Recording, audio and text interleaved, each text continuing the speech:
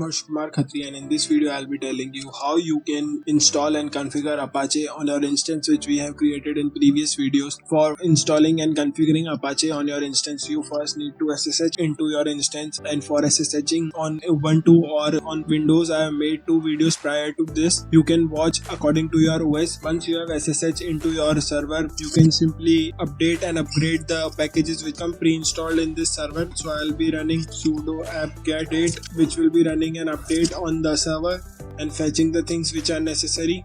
After this, I'll be running sudo apt-get upgrade. This will be upgrading the packages. After this, we need to install Apache on this, and we can install that with the command sudo apt-get install Apache 2.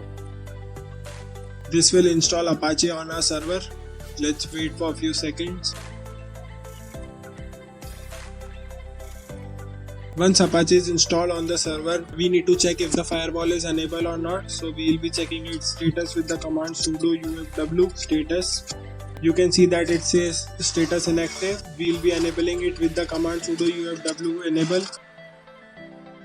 Click on yes. Firewall is active and enabled on the system startup. This is how firewall will be enabled. Next thing which we need to do is enabling Apache full and the port 22 for this. We can enable this with the command sudo ufw allow Apache full. It will be adding rules which will be updating on the server startup. We can also allow the port 22 by running sudo ufw allow 22. This will be opening the port 22 for the Apache server. Next thing which we need to do is we have to edit the inbound rule, which can be done by going into your EC2 dashboard and opening the instance which you have created. In the description you can see security group. You can click on the security group. I have already added the security group in the video in which I have created the instance. You basically have to open the HTTP and HTTPS from anywhere. You can see that I have my inbound and outbound rules set to all traffic and inbound rules set to HTTP, HTTPS and SSH from anywhere. Now you can go back to your instance, copy the public ID,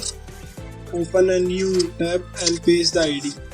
You can see that after pasting the ID, an Apache default page will be opened for the Ubuntu server. So this is how you can configure and install an Apache server on your Linux instance which you have created with the help of AWS for free. So that is it for this video.